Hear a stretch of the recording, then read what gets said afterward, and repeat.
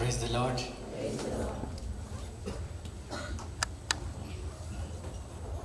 हम लोग पिछले कुछ समय से पवित्र आत्मा के विषय में सीख रहे हैं। कुछ अद्भुत बातों को सीख रहे हैं, कुछ ऐसी बातों को, इसको हो सकता है कि पहले आप किसी रीति से जानते हो या नहीं भी जानते हो, लेकिन परमेश्वर ने अनुग्रह दिया कि आप उसको सिस्टमेटिक रूप से जानें। और पिछले सप्ताह हम लोगों ने उस अनुभव को पाने के लिए प्रार्थना किया, परमेश्वर के निकट में हमने समय बिताया, और मैं समझता हूँ कि वो आपके लिए आशीष का कारण होगा। और हो सकता है कि आप में से कई लोग हों जो उस अनुभव को अभी तक नहीं प्राप्त कर पाए। आपके लिए निराश होने की ज़रूरत नहीं। पिछले सप्ताह जब हम लोग आए थे, कुछ लोग यहाँ पर उपस्थित हुए थे गवाहियों के लिए। कई लोग, उनके पास गवाहियाँ रहते हुए नहीं आ सके, और कई जो गवाही नहीं दे पाते। लेकिन दरअसल जिस काम को हम लोगों ने किया उसमें ये भाग भी शामिल था। उसमें ये भाग भी शामिल था कि उसमें से कुछ लोग वंचित रह गए। और ऐसा इसलिए ताकि आप और अधिक प्यासे होकर परमेश्वर के समीप समय बिताएं। क्योंकि हमारा काम सिर्फ आपको कुछ बातें दिला देना नहीं, हमारा काम यह है कि आपको परमेश्वर से जोड़ दें, परमेश्वर से आप खुद डील करना जान जाए। और एक दिन जब आपकी प्यास तृप्त की जाए परमेश्वर की तरफ से, तो आप भरपूर से इस्तेमाल किए जाए। क्योंकि मैंने बहुत सारे लोगों को देखा है जिनके जीवन में ये अनुभव तो है, लेकिन जैसा उसके जीवन से प्रकट होना चाहिए वो प्रकट होता हुआ नहीं दिखता है। और जो आप लोग यहाँ पर वचन सीख रहे हैं, मैं कदापि नहीं चाहता हूं कि आप भी वैसे ही हो जाए।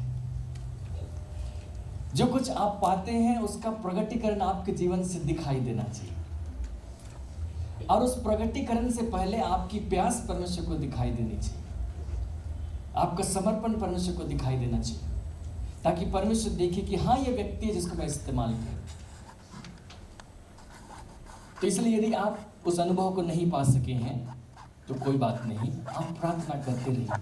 हम लोग आपके लिए और भी ऐसा अवसर बनाएंगे, बल्कि हम लोग कोशिश करेंगे कि हर दिन जब हम लोग बाइबल स्टडी के लिए इकट्ठे होंगे, हम लोग अंत में या इसके पहले हम लोग थोड़ी देर प्रार्थना में समय बिताएं, जिसमें आपको अवसर मिले और परमेश्वर आपकी मनोरथों को पूरा करेगा। आज हम लोग इसी से संबंधित एक और महत्वपूर्ण विषय पर अध्ययन करेंगे। जो विषय है उस विषय का नाम है अभिषेक। अभिषेक के विषय में आप बहुत बातें सुनते रहते होंगे लोगों के मुंह से, लेकिन जो कुछ मैंने सुना है और लोग कहते हैं, उन सारी बातों को जानने के बाद मैं इस नतीजे पर पहुंचता हूं कि जो मसीही जगत में जिस शब्द का सबसे ज्यादा मिसयूज हुआ है वो है अभिषेक। और उसका मूल कारण है क्योंकि उसका अर्थ लोग नहीं समझे। उन्होंने किसी और वस्तु को, किसी और चीज को अभिषेक नाम दे दिया, जिसकी वजह से उसका सारा अर्थ ही बदल गया। और जिसकी वजह से, क्योंकि वो किसी और वस्तु का नाम, जैसे यहाँ पे गिलास है, अब इसका नाम गिलास होना चाहिए, अब इसका नाम लाश रख दिया जाए, ठीक है। अब इसको लाश कहकर पुकारा जाए तो अर्थ का अनर्थ ही हो जाएगा। मैं कहूंगा कि मुझे एक लाश पानी दो, और उसका अर्थ बदल जाएगा। तो वही इस जगत में हुआ है। और मैंने पहले जब उन बातों को सुना तो मुझे भी लगा कि हाँ, वे लोग सच बोल रहे हैं, ऐसे ही है। लेकिन परमेश्वर ने मुझे सिखाया कि किस रीति से वचन का अध्ययन करना चाहिए, किस रीति से उसकी व्याख्या करनी चाहिए। और तब मैंने उस रीति से पढ़ना आरंभ किया तो मैंने पाया कि जो लोग कह रहे हैं एग्जैक्टली वैसा नहीं। आमतौर पर अभिषेक शब्द जो प्रचलित हुआ वो पिछले 50 सालों में प्रचलित हुआ। पिछले 50 सालों में, उसके पहले के इतिहास में, उसके पहले के लेखन में आप ढूंढ कर देखिए, वो आपको बिरले ही मिलेगा। पिछले 50 साल, लगभग पिछले 50 सालों में, 1950 के बाद की बात है, ये शब्द ज़्यादा पॉपुलर किया गया। और जब पॉपुलर किया गया तो लोगों ने उसको समझा कि शायद ये चीज़ अभिषेक है, और उसकी व्याख्या की, उसके विषय में बताया, और लोगों ने उसको हाथों हाथ ग्रहण कर लिया। क्यों ग्रहण कर लिया? क्योंकि वो परमेश्वर का सेवक है, वो बोल रहा है तो सच ही बोल रहा होगा, और इसलिए कि वो ज्यादा लोकप्रिय सेवक है, वो बोल रहा है तो और ज्यादा ही सच होगा। वो ज्यादा लोकप्रिय, इसका मतलब ऐसा नहीं, लोकप्रिय है तो वो सच भी बोल सकता है, लेकिन लोकप्रिय है इसलिए सच ही बोल रहा है, ऐसी बात नहीं। हम लोगों ने जब स्टडी आरंभ किया था तो मैंने आपको बताया था कि वचन की जब हम व्याख्या करते हैं तो वचन पर आधारित होकर हमें किसी चीज की व्याख्या करनी चाहिए। अभिषेक के संबंध में भी ऐसे ही हमको पहले वचन से देखना चाहिए कि बाइबल अभिषेक के विषय में क्या बातें करती है, और तब जाकर बाद में अपने अनुभवों को उसमें मिलाकर देखने की जरूरत। लेकिन लोगों ने क्या किया कि पहले अपने अनुभव को ले आए और उस अनुभव को व्यक्त करने के लिए सपोर्टिंग में कुछ पदों को बाइबल से ले लिया।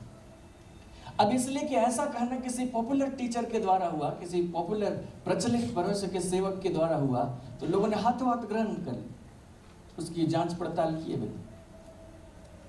लेकिन इसमें जो नुकसान हुआ वो ये हुआ कि जो मूल बात थी उसका अर्थ कहीं का कहीं रह गया, और जिसका नतीजा ये हुआ कि जो काम यहाँ हो जाना चाहिए था वो काम नहीं हुआ।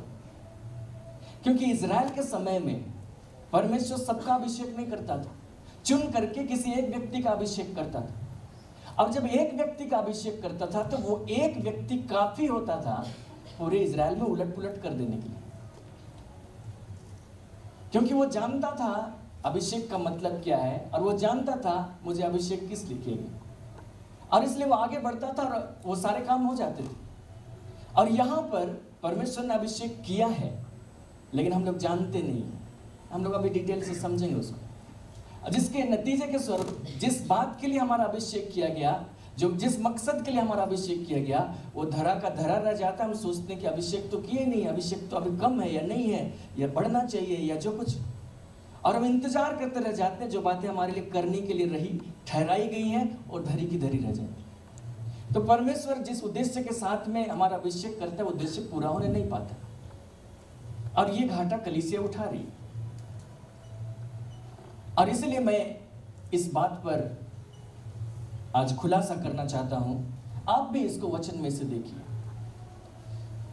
जब हम लोग अभिषेक शब्द को हिब्रू में देखते हैं, इब्रानी भाषा में देखते हैं, तो उसके लिए जो शब्द है वो है मस्सा। मस्सा, वो मस्सा नहीं जो गाल में होता है, लेकिन मस्सा। मस्सा का अर्थ होता है कि किसी व्यक्ति, मान लिया कि किसी व्यक्ति का अभिषेक किया जाए तो उस पर कुछ उंडेल दिया जाए, जैसे कि तेल उंडेल दिया जाए और मल दिया जाए, तो ये प्रक्रिया कहलाती है मस्सा या अभिषेक। और जिस व्यक्ति का अभिषेक किया गया उसको कहते हैं अभिषिक्त, जिसके लिए इब्रानी शब्द है मशायाह, जिसको इंग्लिश में मसाया बोलते हैं, हिंदी में मसीह अनुवाद किया गया। मस्सा से मसाया। यीशु मसीह के विषय में कहा जाता है कि Yeshua ha Mashiach, Jesus the anointed, Jesus the Christ, यीशु अभिषिक्त। और जो यूनानी शब्द है अभिषेक के लिए, वो शब्द है, उसका मूल शब्द है वो है क्रियो। अब क्रियो से जिस व्यक्ति का अभिषेक किया गया उसको अभिषिक्त कहेंगे, तो उसको यूनानी में क्या कहेंगे? उसको यूनानी में कहेंगे क्रिस्टोस। ठीक है, क्रियो अभिषेक, क्रिस्टोस अभिषिक्त, मस्सा अभिषेक, मसाया अभिषिक्त। तो एक है अभिषेक और एक है अभिषिक्त। ये दोनों शब्द, दोनों के एक ही मतलब है कि उस पर तेल डालकर उसे मल दिया जाए। जबकि जब भी किसी व्यक्ति का अभिषेक किया जाता था पुराने नियम में या नए नियम में भी ऐसे ही है, तो उस पर मल दिया जाता था, तेल उंडेल कर मल दिया जाता था। या नए नियम में तो तेल का अभिषेक दूसरी बातों के लिए, हम लोग वहां पर आएंगे। लेकिन ऐसा नहीं है कि सिर्फ मनुष्यों का अभिषेक किया जाता था, बहुत सारी वस्तुएं थी, निर्जीव वस्तुएं, जिनका अभिषेक किया गया। जैसे मिलाप वाला तंबू, जब परमेश्वर ने मूसा को आज्ञा दी कि तुम जो कुछ पहाड़ पर देखते हो उसके अनुसार सब कुछ बनवाना, उसने बसलेल को और दूसरे लोगों को कह दिया और उन्होंने सब कुछ बनाया। अगर आप निर्गमन की पुस्तक में देखें, और उसके आखिरी अध्याय, तो वहाँ पर इस बात को लिखा गया है कि उन्होंने एग्जैक्टली वैसे ही बनाया जैसा परमेश्वर ने उनको कहा था, और सब कुछ बना करके पूरा कर दिया। वहाँ परम पवित्र स्थान था जिसके भीतर वाचा का संदूक था, पवित्र स्थान था जिसके भीतर 3 वस्तुएं थी, सोने की दीवट, मेज और एक धूप की वेदी, और भी बाकी वस्तु जितने मंदिर में या उस परमेश्वर के निवास स्थान के लिए जरूरी थी उन्होंने तैयार कर दिया। और जब बना लिया तो परमेश्वर ने मूसा को आज्ञा दी कि वहां जितनी वस्तुएं रखी हैं उन सब का अभिषेक करना। अब वस्तुएं थी, वो मनुष्य नहीं थे। अब वस्तुओं का अभिषेक दूसरी रीति से होता था, वहां पर तेल डालकर उस पर मलते नहीं थे, क्योंकि वस्तुओं का कोई सिर नहीं है जहां पर आप तेल डालें, इसलिए उसका अभिषेक दूसरी रीति से होता था। हम लोग उसको पढ़ सकते हैं। देखिए, उन्होंने अध्याय 40 निकालिए, निर्गमन की पुस्तक, उसका 40वां अध्याय, और उसके 1 से लेकर अगर आप 8 पद तक पढ़ेंगे तो उनको बताया गया कि तुम इसको ऐसे ऐसे करना, और वहां पर कोई दीवार नहीं थी तो पर्दे लगा करके दीवार का रूप दे देना। और उसके पद 9 से हम लोग उसको पढ़कर देखते हैं। पद 9 से लिखता है, और अभिषेक का तेल लेकर निवास का और जो कुछ उसमें होगा सब कुछ का अभिषेक करना, और सारे सामान समेत उसको पवित्र करना, तब वह पवित्र ठहरेगा। सब सामान समेत होम वेदी का अभिषेक करके उसको पवित्र करना, तब वह परम पवित्र ठहरेगी। इस प्रकार जितनी वस्तुएं वहां थी उसने उनको कहा कि अभिषेक करना। उनके लिए निर्देश दिया गया था एक अभिषेक का तेल बनाना खास रीति से, उसमें फलाने फलाने पदार्थ मिलाए जाएंगे। वो अभिषेक का तेल लेकर मूसा जाएगा और जितनी वस्तुएं वहां हैं उनका अभिषेक करें। वो अभिषेक या उसकी प्रक्रिया थोड़ी अलग, मनुष्यों के अभिषेक से अलग।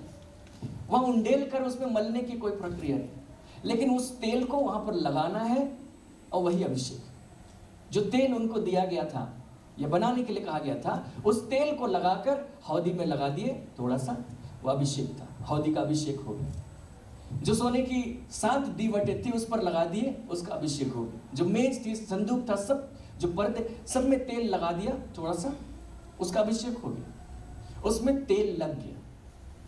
और जब अभिषेक हो गया तो वो अलग हो गया, वो पवित्र कर दिया गया। यहाँ लिखता है कि वह सारे सामान समेत उसको पवित्र करना। हम लोग एक दफा अध्ययन कर रहे थे और हम लोग पवित्र शब्द का अध्ययन कर रहे थे, तब हमने देखा था कि पवित्र शब्द का जो अर्थ है, जो बाइबल यूज करती है, मुख्य रूप से 2 अर्थ हैं। एक है कि उसमें कोई पाप और बुराई ना रहे, और ये तो वस्तुएं हैं, इसमें पाप और बुराई की क्या बात है ना। हौदी है तो हम लोग क्या बोलेंगे कि हौदी ने पाप किया है? नहीं, लेकिन उसको भी पवित्र करना, तो पहले अपवित्र है क्या? नहीं, पवित्र करना अर्थात उसको अलग करना, परमेश्वर के लिए समर्पित कर देना, उसके खास मकसद के लिए उसको अलग कर देना। तो उसको अलग किए जाने या उसको डेडिकेट कर देना, समर्पित कर देना, इसके लिए अभिषेक किया जाता था तेल लगाकर। उस पर तेल लगा दिया गया, वो अलग हो। वस्तुओं का अभिषेक है जो इस रीति से पुराने नियम में किया जाता था। फिर मनुष्यों का अभिषेक है, जैसे जो याजक थे उनका अभिषेक किया जाता था। जो याजक होंगे उनको याजक का काम करने के लिए अभिषेक करना उसने कहा, और हारून और उसके जितने पुत्र थे उनका अभिषेक किया गया, क्योंकि उनको याजक के काम के लिए चुना गया था। और उनको उनकी प्रक्रिया बताई गई थी, अगर हम लोग पढ़ना चाहें लाग व्यवस्था की पुस्तक में, और उसके 8वें अध्याय और उसके 12वें पद,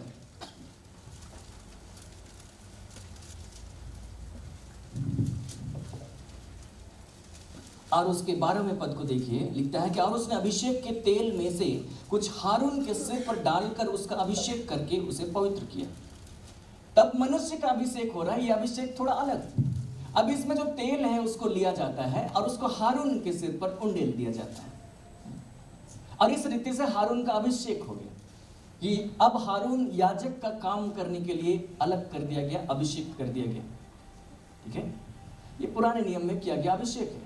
इसी रीति से राजाओं का भी अभिषेक किया जाता था। जैसे अगर हम लोग दाऊद के विषय में जाने या शाऊल के विषय में जाने, तो जब शमूएल नबी था, परमेश्वर ने कहा कि तुम इजराइल का राजा होने के लिए शाऊल का अभिषेक करना, तो उसने एक सींग में तेल भरा। तेल भी ले जाने के लिए उनके पास हमारे जैसे जार नहीं होते थे, तो सींग में तेल भरा और ले गया और शाऊल के सिर पर उंडेल दिया, मल दिया, और उसने कहा कि परमेश्वर इजराइल का राजा होने के लिए तुम्हारा अभिषेक करता है। तो उसको पढ़कर देख सकते हैं पहला शमूएल की पुस्तक में, और उसके 9वें अध्याय के सबसे आखिरी, पहला शमूएल और उसका अध्याय 9, बल्कि हम लोग 10वां अध्याय देखें, 10वां अध्याय उसका 1। वहां लिखता है कि तब शमूएल ने एक कुप्पी तेल लेकर उसके सिर पर उंडेला और उसे चूम कर कहा, क्या इसका कारण यह नहीं कि यहोवा ने अपने निज भाग के ऊपर प्रधान होने को तेरा अभिषेक किया है? उसने कुप्पी में तेल भरा और उसके सिर पर उंडेल दिया और उसको चूमा और कहा कि परमेश्वर ने राजा होने के लिए तेरा अभिषेक किया। तो जब राजा बनने के लिए उसका अभिषेक किया जाता था, सिर पर तेल डाल देते थे। उसी प्रकार जब उसने दाऊद का अभिषेक किया तो इसी रीति से किया। अध्याय 16 को देखिए और उसके पद 7, वहां लिखा है, सॉरी 7 नहीं, पद 13 लिखता है, तब शमूएल ने अपना तेल का सींग लेकर उसके भाइयों के मध्य में उसका अभिषेक किया, और उस दिन से लेकर भविष्य को यहोवा का आत्मा दाऊद पर बल से उतरता रहा। और परमेश्वर ने शमूएल को बताया था कि यह अभिषेक किस लिए, यह अभिषेक इसलिए है क्योंकि परमेश्वर अब शाऊल को राजा बनने से रिजेक्ट कर रहा है, उसके स्थान पर दूसरा राजा होगा। अब वो राजा कोई और नहीं लेकिन दाऊद होगा। तो राजा बनाने के लिए उसका अभिषेक कर दिया गया, उसके सिर पर तेल उंडेल दिया गया और कह दिया गया कि परमेश्वर उसका अभिषेक करता है। किस बात के लिए? राजा बनने के लिए। हम लोग देखिए वस्तुओं का अभिषेक है, वस्तुओं में सारी वस्तुओं का नहीं है। जो मिलाप वाला तंबू है, परमेश्वर का निवास स्थान है, उसका अभिषेक है। और दूसरा जो परमेश्वर के चुने हुए लोग हैं जो उसका काम करेंगे, उनका अभिषेक है। जैसे याजक है, उसका अभिषेक है। ये जो राजा है वो भी परमेश्वर की तरफ से ही निर्धारित किया गया, उसका अभिषेक है। याजक है, उसका है। मनुष्यों का अभिषेक है, वस्तुओं का अभिषेक है। नए नियम में किस प्रकार से है? नए नियम में भी इसी प्रकार से। नए नियम में भी निवास स्थान का अभिषेक है, नए नियम में भी मनुष्यों का अभिषेक। लेकिन अभिषेक शब्द को जानने के लिए या हमारे जीवन में अभिषेक किस प्रकार से संबंध रखता है, उस बात को जानने के लिए हम लोग यीशु मसीह को देखें। मैंने आपको पहले ही कहा है कि यीशु मसीह इस मामले में हमारा उदाहरण है। जो कुछ यीशु के साथ में है वही हमारे साथ है, उससे अलग कुछ नहीं। हम लोगों ने पवित्र आत्मा के विषय में भी देखा कि उसका पहला काम तब हुआ जब वो पैदा हुआ था, फिर यरदन के नदी पर पवित्र आत्मा उस पर उतरा।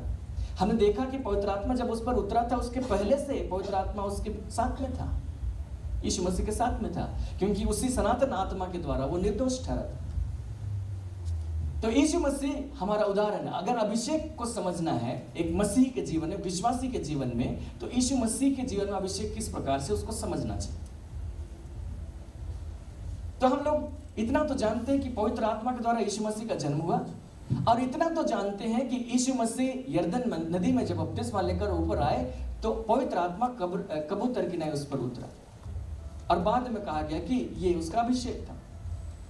यीशु मसीह के लिए अभिषेक शब्द जो इस्तेमाल किया गया है, हम लोग उसको पढ़कर देखते हैं। सबसे पहले हम लोग पढ़ेंगे प्रेरितों के काम की पुस्तक और उसके अध्याय 10 और उसके पद 38। प्रेरितों के काम की पुस्तक 10वां अध्याय और उसके पद 38। देखिए यहाँ पे क्या लिखा है। यहाँ जो घटना है वो ये है कि पतरस कुरनेलियुस के परिवार के लोगों के सामने खड़ा है और उनको यीशु मसीह के विषय में बता रहा है। और जब वो बता रहा है तो वो कहता है कि परमेश्वर ने किस रीति से यीशु नासरी को पवित्र आत्मा और सामर्थ से अभिषेक किया। वो भलाई करता और सबको जो शैतान के सताए हुए थे अच्छा करता फिरा, क्योंकि परमेश्वर उसके साथ था। सो परमेश्वर ने किसका अभिषेक किया? यीशु नासरी। यहाँ पे नहीं लिखा कि परमेश्वर ने यीशु का अभिषेक किया। अगर यहाँ पे लिख दिया जाता कि परमेश्वर ने यीशु का अभिषेक किया तो बड़ा कंफ्यूजन हो जाता। लेकिन पतरस ने बोलते समय सावधानी बरती और उसने कहा कि उसने यीशु नासरी का अभिषेक किया। नासरी अर्थात नासरत का रहने वाला। और नासरत का रहने वाला वो कब कहलाएगा? जब वो नासरत में रहता है। नासरत में रहने से पहले उसको नासरी नहीं कह सकते। इसका मतलब है कि जिस अभिषेक की चर्चा यहां पर है उसके पहले यीशु मसीह नासरत में रह चुके थे। उसके पहले वो नासरत में समय बिता चुके थे और इसलिए उस पर लेबल लग गया था कि वो नासरी है। जो फरीसी थे वो लोग कहते थे कि वो नासरी कहाँ है, क्योंकि वो नासरत का रहने वाला था। नासरत जैसे हम लोग झारखंड में रहने वाले, बिना झारखंड में रहे हम लोगों को झारखंडी नहीं कह सकते। लेकिन हम लोग झारखंड में रह चुके हैं, इसलिए हम लोगों को झारखंडी कहा जाता है। उसी प्रकार ये अभिषेक किया गया जब यीशु मसीह नासरत में रह चुके थे। तो यीशु मसीह नासरत में रहना कब से आरंभ हुआ उसका? तो हम लोग पाएंगे कि उसका नासरत में रहना तब से आरंभ हुआ जब से यीशु मसीह पैदा होने के बाद उसके माता पिता को कह दिया कि मिस्र भाग जाओ, मिस्र से लौट आओ।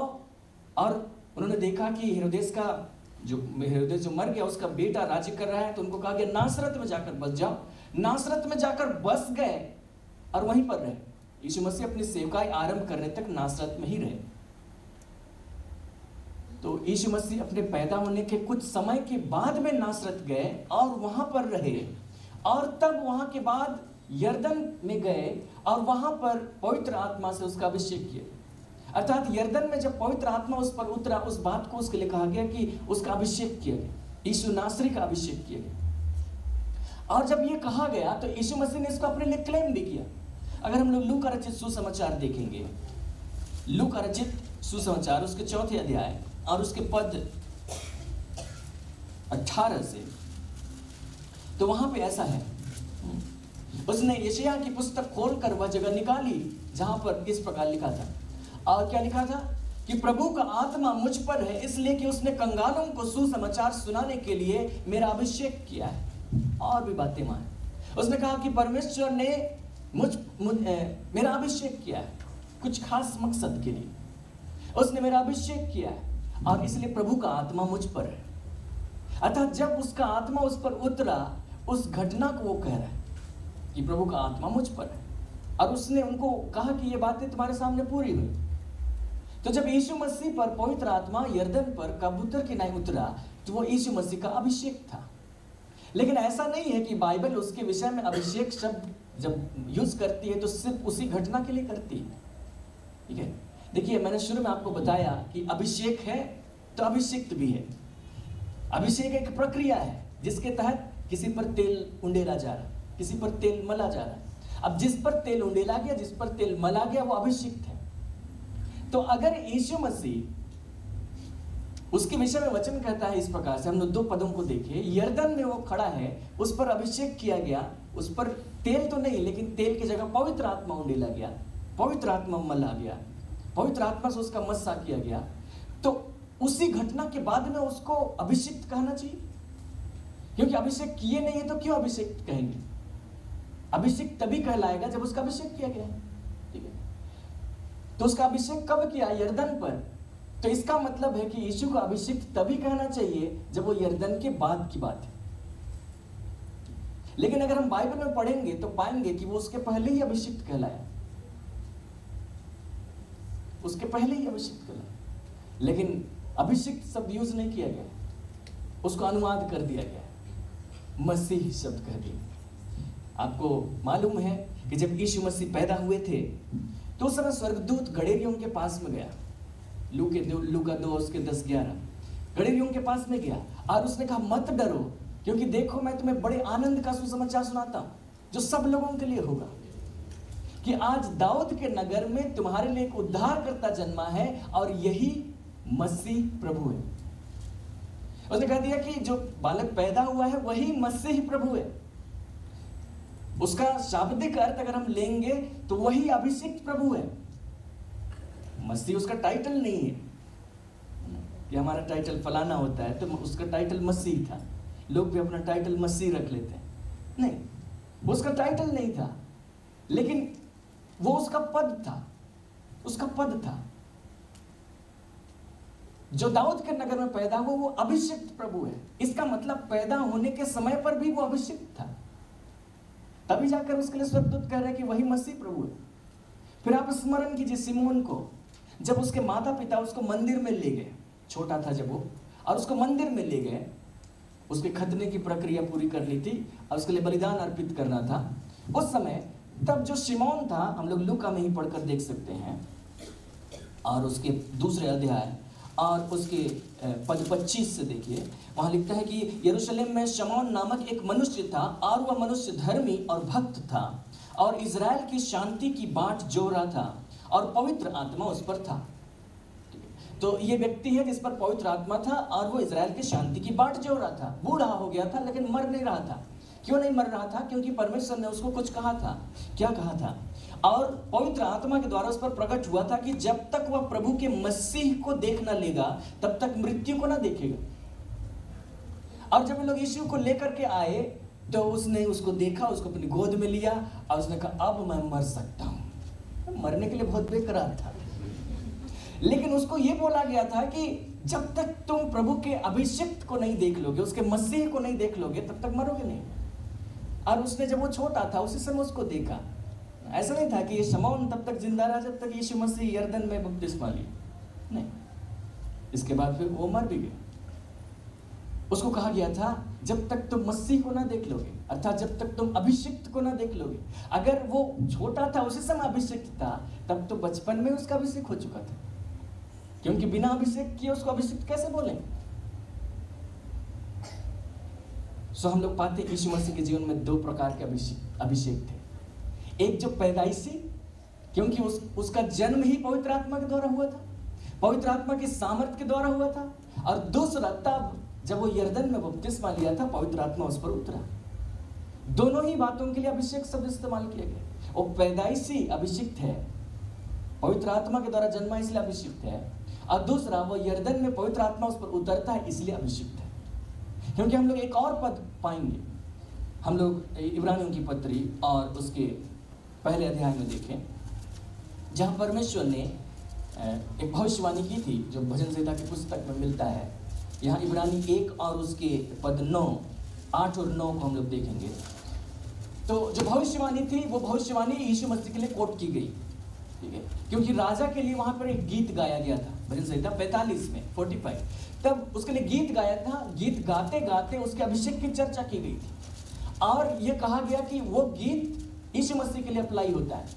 और यहाँ पर लिखता है परंतु पुत्र के विषय में कहता है, क्योंकि यहाँ पर स्वर्गदूतों से उसकी तुलना की जा रही थी। स्वर्गदूतों के विषय ऐसा नहीं कहता, परंतु पुत्र के विषय में कहता है कि हे परमेश्वर, तेरा सिंहासन युगानुयुग रहेगा, तेरे राज्य का राजदंड न्याय का है। और पद 9 कहता है तूने धर्म से प्रेम और अधर्म से बैर रखा, इस कारण परमेश्वर ने तेरे साथियों से बढ़कर हर्ष रूपी तेल से तेरा अभिषेक किया। तूने अधर्म से बैर रखा, धर्म से प्रेम रखा, इसलिए तेरे साथियों से बढ़कर तेरा अभिषेक किया गया। अब देखिए, यीशु मसीह उत्पन्न होने से पहले उसके लिए ये बात नहीं कही जा सकती। यीशु मसीह उत्पन्न होने से पहले वो परमेश्वर ही था, और परमेश्वर है तो स्वभाव से ही वो प्रेम, धर्म से ही प्रेम रखता है, अधर्म से बैर रखता है। उसको चुनने का कोई ऑप्शन ही नहीं, वो पाप को नहीं चुन सकता, उसका स्वभाव ही पाप के विरुद्ध है। लेकिन यहां पर इस प्रकार से है कि तूने धर्म से प्रेम और अधर्म से बैर रखा, मतलब कि वो सिचुएशन आया जब वो अधर्म से प्रेम रख सकता था और धर्म से बैर रख सकता था। ये सिचुएशन कब आएगा? जब वो शरीर में, इस संसार में आएगा। और इसलिए तो कहा गया कि वो सब बातों में हमारे समान परखा गया, तो उसको परखा गया, हमारे समान पापों में गिराने के लिए उसको परखा गया। लेकिन क्या पाया गया? कि उसने धर्म से प्रेम रखा। परमेश्वर ने यरदन में उसके लिए आकाशवाणी करके कहा कि तू मेरा प्रिय पुत्र जिससे मैं अत्यंत प्रसन्न हूं। तो सचमुच उसने धर्म से प्रेम रखा, अधर्म से बैर रखा, और इसीलिए सबसे बढ़कर उसका अभिषेक किया। सो यीशु मसीह के जीवन में दो अभिषेक है, एक पैदाइशी क्योंकि वो पवित्र आत्मा से जन्मा है, और दूसरा तब जब वो यरदन में पवित्र आत्मा उस पर आया। सो हम लोग यीशु मसीह के विषय में इसलिए स्टडी कर रहे हैं क्योंकि जो कुछ यीशु मसीह के साथ है वही विश्वासी के साथ में भी होगा, उससे कुछ अलग नहीं दिया गया। दो बातें यीशु के जीवन में दिखाई देती, तीसरी कोई बात नहीं दिखाई देती। तीसरी कोई घटना नहीं है जिसके विषय में अभिषेक शब्द इस्तेमाल किया गया। दो घटनाएं हैं जिसके लिए अभिषेक शब्द इस्तेमाल किया जा रहा है, लेकिन तीसरी कोई भी घटना नहीं है जिसके लिए अभिषेक शब्द इस्तेमाल किया गया। सिर्फ यही दो घटनाएं। हम लोग अभिषेक शब्द का जो उसका कैरेक्टरिस्टिक है, हम लोग थोड़ा सा उसको समझें। कभी कभी क्योंकि लोग अभिषेक के विषय में क्या समझते हैं कि जो अभिषेक है वो एक अनुभव है जिसमें अगर हम यहाँ पर चल रहे हैं और मेरे जीवन में अभिषेक है, अगर आप यहाँ पर खड़े, मैंने ऐसे कर दिया तो आप गिर गए, तो ये है अभिषेक। तो मैंने उधर फूंक दिया तो उधर वाले भी गिर गए, तो वो है अभिषेक। या इसी प्रकार की बात है, तो इसको लोग अभिषेक कहते हैं। लेकिन उस अनुभव के विषय में वे लोग खुद बताएंगे कि वो सदा रहने वाला अनुभव नहीं है, वो कभी कभी होता है, कभी कभी नहीं होता है। उनका व्यक्तिगत कहना यही होगा कि उस दिन अभिषेक था, लेकिन उस दिन अभिषेक नहीं था। लेकिन जब अभिषेक की बात आती है तो बाइबल इस बात को बताती है अभिषेक किया गया तो है, वो बढ़ने घटने वाली बात नहीं, वो उतरने चढ़ने वाली बात नहीं है, वो बना रहता है हमेशा। तो अगर कोई चीज बढ़ घट रही है, उतर चढ़ रही है, तो वो अभिषेक नहीं है कम से कम। अब मैं आपको वचन लिखा हुआ दिखाऊं, पहला यूहन्ना उसके दूसरे अध्याय, पहला यूहन्ना और उसके अध्याय 2 और उसके पद 27। देखिए यहां पर लिखा है, परंतु तुम्हारा वह अभिषेक जो उसकी ओर से किया गया तुम में बना रहता है। अभिषेक के लिए जो बाइबल बताती है वो यह अभिषेक बना रहता है। अभिषेक उतरता चढ़ता नहीं, अभिषेक आता जाता नहीं, अभिषेक बढ़ता घटता नहीं, अभिषेक बना रहता है। अगर अभिषेक कर दिया गया तो अभिषेक बना रहता है। तब इसका मतलब है कि जिस अनुभव के विषय में लोग बातें कर रहे थे वो कम से कम अभिषेक नहीं है, वो कोई और ही है। हम लोग अंत में देखेंगे कि वो क्या है, लेकिन कम से कम वो चीज अभिषेक नहीं है, क्योंकि वो बना रहता है। और उसके बाद लिखा है, और तुम्हें इसका प्रयोजन नहीं कि कोई तुम्हें सिखाए, वरन जैसे वह अभिषेक जो उसकी ओर से किया गया तुम्हें सब बातें सिखाता है, और यह सच्चा और झूठा नहीं, और जैसा उसने तुम्हें सिखाया वैसे ही तुम उसमें बने रहते हो। यह अभिषेक, दो बातें यहां पर लिखी उसके लिए, एक है वो बना रहता है और दूसरा वो तुम्हें सब बातें सिखाता है। तो अगर हम अपने अभिषेक को फॉलो करेंगे तो वो हमें सब बातें सिखा देगा, और दूसरी बात है वो सदा बना रहता है। ठीक है, दो बातें यहां से अभिषेक के लिए हम सीख रहे हैं, क्योंकि मनुष्य के रूप में अभिषेक होगा तो दो बातें जरूर यहां पे होंगी। एक है अभिषेक बना रहता है, दूसरा अभिषेक सब बातें सिखाता है। तीसरी बात मैं आपको बताना चाहता हूं, अभिषेक अगर किया गया है तो उसको करने के पीछे कोई मकसद जरूर है, क्योंकि यीशु मसीह का जब अभिषेक किया गया तो उसको करने के पीछे कोई मकसद था। बिना मकसद के कोई अभिषेक नहीं होता, कि वो एक अनुभव के लिए अभिषेक किया गया था, उस दिन मुझे बहुत अच्छा लगा ना, उसके लिए कोई अभिषेक नहीं होता। वो एक खास मकसद से किया जाता है। अभिषेक इतना कीमती है कि वो खास मकसद से किया जाता है। अगर कोई मकसद नहीं है तो कोई अभिषेक नहीं, क्योंकि यीशु मसीह ने अपने लिए यही क्लेम किया। लूका 4 अध्याय पद 18 हमने पढ़ा था, वहां पर देखिए, लूका अध्याय 4 और उसके पद 18। उसने यशायाह की पुस्तक से निकाल कर कहा, प्रभु का आत्मा मुझ पर है, और उसने स्पष्ट रूप से कहा प्रभु का आत्मा मुझ पर है, इसलिए कि उसने कंगालों को सुसमाचार सुनाने के लिए मेरा अभिषेक किया, और मुझे इसलिए भेजा है कि बंधुओं को छुटकारे का और अंधों को दृष्टि पाने का सुसमाचार प्रचार करूं, और कुचले हुओं को छुड़ाऊं, और प्रभु के प्रसन्न रहने के वर्ष का प्रचार करूं। तो उसने मकसद बता दिया, प्रभु ने मेरा अभिषेक किया है, उसका आत्मा मुझ पर है, किस लिए? ताकि मैं सुसमाचार सुनाऊं, ताकि मैं बंधुओं को छुटकारा दूं, ताकि मैं अंधों को दृष्टि पाने का, कुचले हुओं को छुटकारे का, और प्रभु के प्रसन्न रहने के वर्ष का प्रचार करूं। तो जो अभिषेक किया गया उसका ये मकसद है। पुराने समय में भी जब किसी याजक का अभिषेक किया जाता था तो मकसद था, याजक का अभिषेक किया गया तो किस लिए? वो अभिषेक किया गया एंजॉय करने के लिए नहीं, वो याजक का काम करने के लिए। अगर राजा के लिए तो उसको कह दिया, क्या इसका कारण यह नहीं है कि परमेश्वर ने इजराइल का राजा होने के लिए तेरा अभिषेक किया है? तो उसको बता दिया जाता था कि ये जो तेल तुझ पर उंडेला गया, क्यों ये अभिषेक है? अभिषेक के पीछे कोई मकसद है, और वो मकसद उसको बता दिया जाता था, और बकायदा वे लोग जाते थे और अपने काम में सफल होते थे। आपको मालूम होगा हन्ना के विषय में, हन्ना एक स्त्री थी जिसकी कोई संतान नहीं थे, और उसकी सौतन पन्नीना के संतान थे, उसको छुड़ाती थी, और वह मंदिर में प्रार्थना करने के लिए गई, और जब वो प्रार्थना कर रही थी उसने अपना दुख परमेश्वर के सामने उंडेल दिया, और जब वो बोल रही थी तो उसके होठ तो हिलते थे पर शब्द सुनाई नहीं देते थे। और वहां पर परमेश्वर का एक याजक बैठा हुआ था जिसका नाम था एली, पहला शमूएल की पुस्तक में। और जो एली है उसका रिकॉर्ड बाइबल बताती है कि उसका रिकॉर्ड अच्छा नहीं है। एली ने अपने खुद के बच्चों को ठीक से नहीं पाला पोसा। एली को जब चेतावनी दी गई तो उसने उसको इग्नोर कर दिया।